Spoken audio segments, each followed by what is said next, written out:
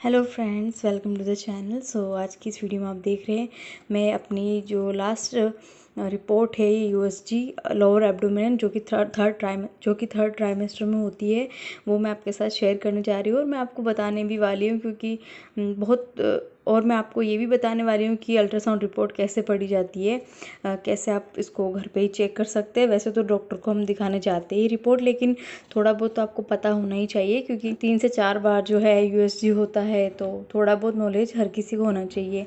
तो जैसे कि मैं भी ऐसे ही करती हूँ, डॉक्टर के पास जाने से पहले सारा रिपोर्ट पढ़ लेती हूँ कि सब कुछ नॉर्मल है या नहीं है। तो आज की इस वीडियो में मैं बताऊँगी आपको कि मेरा placenta position and baby weight और मेरी लास्ट डेट क्या है।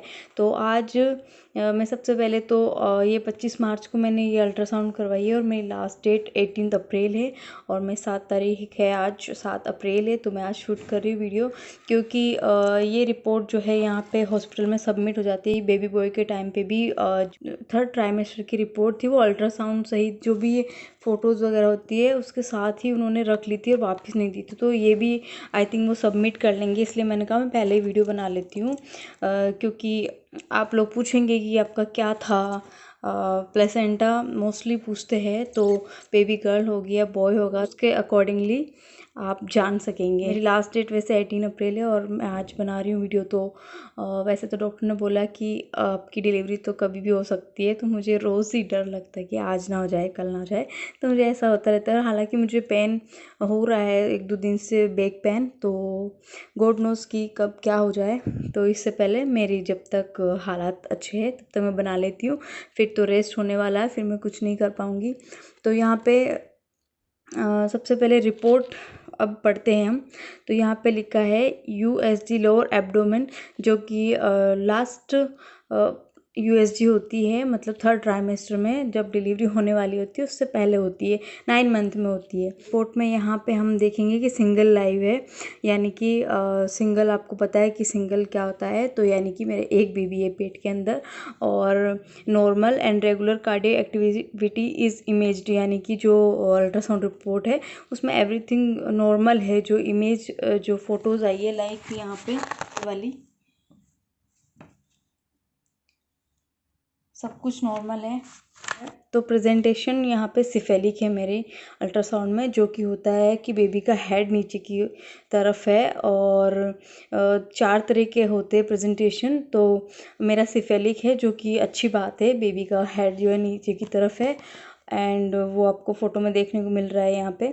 और सेकंड यहाँ पे फेटल मूवमेंट्स, तो फेटल मूवमेंट्स प्रेजेंट है क्योंकि बेबी है अंदर, तो मूवमेंट्स यानी कि हिलना डुलना वो सब कुछ है। एंड लिक्विड एडिक्वेट, यानी का मतलब होता है कि एमनियोटिक फ्लूइड पूरी पर्याप्त मात्रा में है। अगर इनएडिक्वेट होता तो मतलब होता कि पर्याप्त मात्रा में नहीं है और वो अच्छी बात नहीं होती है। तो मेरे एडिक्वेट है, यानी कि सही है एमनियोटिक फ्लूइड। एंड उसके बाद में है प्लेसेंटा। तो प्लेसेंटा यहाँ पे है मेरा anterior and not low lying grade 2 maturity. तो इसका मैं बताती हूँ। तो प्लेसेंटा जो है एंटीरियर है, तो बहुत से लोग प्लेसेंटा इसलिए पूछते हैं क्योंकि उन्हें लगता है कि एंटीरियर प्लेसेंटा जिसका होता है वो उनको बेबी गर्ल होती है और पोस्टीरियर जिसका होता है वो बेबी बॉय होता है। तो मैं यहाँ पे आपको बता देना चाहती हूँ कि मेरा जो बेबी बॉय है पहला, उसका जो है प्लेसेंटा पोजीशन एंटीरियर ही था पूरे 9 महीने। ऐसा नहीं था कि पोस्टीरियर हुआ था एक भी बार। तो उसमें सारी रिपोर्ट्स है, वो भी मैं आपके साथ शेयर करूँगी। एंड नॉट लो लाइंग, तो लो लाइंग नहीं है, लो लाइंग होना भी नहीं चाहिए, वैसे थोड़ा रिस्क होता है। एंड ग्रेड 2 मैच्योरिटी, तो यहाँ पे 4 ग्रेड होती है प्लेसेंटा की, तो उसमें से मेरी ग्रेड 2 है। इसका मतलब होता है कि नॉर्मल डिलीवरी होने वाली है। 1 और 2 में नॉर्मल डिलीवरी होती है, 3rd और 4th में जो है सिजेरियन करना पड़ सकता है, ऐसा कहा जाता है। वैसे मेरी भाभी को जो है ग्रेड 2 ही थी, लेकिन उनको सिजेरियन हुआ है, इसलिए यू नेवर नो कि कब क्या हो जाए डिलीवरी में। सो पहले से प्रिपेयर रखना चाहिए अपने माइंड को। एंड यहाँ पे अब आप देखेंगे ये BPD, HC, AC और FL, ये सारा का सारा जो मेज़रमेंट लिखा है, ये सारा बेबी का जो फेटल वेट होता है उसके लिए होता है कि इन सब चारों को मेज़रमेंट करके ही बेबी का वेट निकाला जाता है। तो BPD यहाँ पे क्या है, तो ये BPD का होता है biparietal diameter, the diameter of your baby's head, तो बेबी का हेड का डायमीटर है ये BPD, जो कि 91 mm है। 37 वीक्स ये काउंट कर रहे हैं। वैसे मेरा 36 वीक और 4 डेज़ ये लिखा है। कंपोसाइट एज 36 वीक और 4 डेज़ है, तो ये BPD के अकॉर्डिंग यहाँ पे 37 वीक और 1 डेज़ लिखा है। एंड यहाँ पे HC होता है हेड सरकमफ्रेंस, यानी बच्चे का जो हेड का सरकमफ्रेंस कितना है 324 mm है। और AC मतलब होता है एब्डोमिनल सरकमफ्रेंस, यानी एब्डोमिनल का सरकमफ्रेंस मेरा कितना है 322।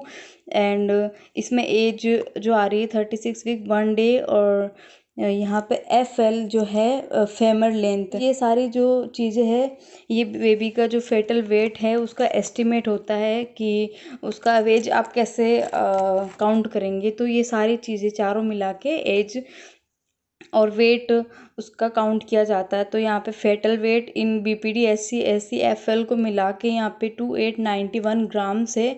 और यहाँ पे जो प्लस माइनस 422 ग्राम्स लिखा है, इसका मतलब होता है कि 422 ग्राम जो बेबी का जो वेट है वो ज़्यादा भी हो सकता है और वो कम भी हो सकता है।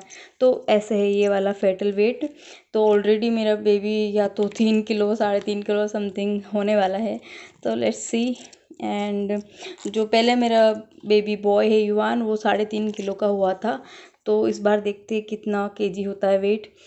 एंड यहाँ पे HR यानी कि हार्ट रेट, तो यहाँ पे हार्ट रेट में मुझे एक बहुत बड़ी प्रॉब्लम आई है। यहाँ पे लिखा है 14 BPM, यानी ब्लड प्रेशर पर मिनट जो होता है। हार्ट रेट यहाँ पे जो लिखा है 14 BPM होता है। इसका मतलब मुझे पता नहीं 14 BPM क्या होता है, मैंने सर्च भी किया है लेकिन मुझे मिल नहीं रहा है। आई थिंक उनसे प्रिंट में कोई मिस्टेक हुई है, क्योंकि 142 120 से लेकर 160 तक हार्ट रेट होती है बेबी की, लेकिन ये 14 BPM मैं रिकॉग्नाइज़ नहीं कर पा रही हूँ क्या होता है। तो इसका मैं थोड़ा कंफर्म करूँगी। तो मैं ये मान सकती हूँ कि 140 से अबाउ है या फिर 140 है बेबी की जो हार्ट रेट है।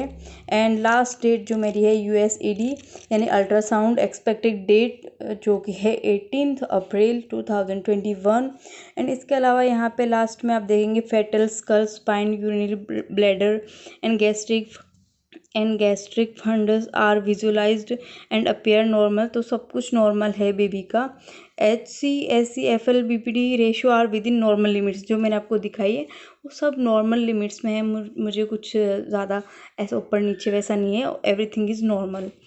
एंड इम्प्रेशन यहाँ पे single live foetal growth corresponding to 36 weeks 4 days का भी बेबी था और 25 मार्च को। एंड अभी तो बस 10 दिन और बचे डिलीवरी के, तो देखते हैं क्या होता है। तो बस ये बहुत ही सिंपल होता है अल्ट्रासाउंड को पढ़ना। और आई होप आपको समझ में आ गया होगा। ये बहुत ही मैंने डिटेल में बताया है, और नहीं आया तो आप मुझसे पूछ सकते हैं और मैं आपको ज़रूर पोस्ट करूँगी कि बेबी बॉय होता है गर्ल होता है इन रिपोर्ट्स के अकॉर्डिंग। एंड बस thanks for watching, bye bye.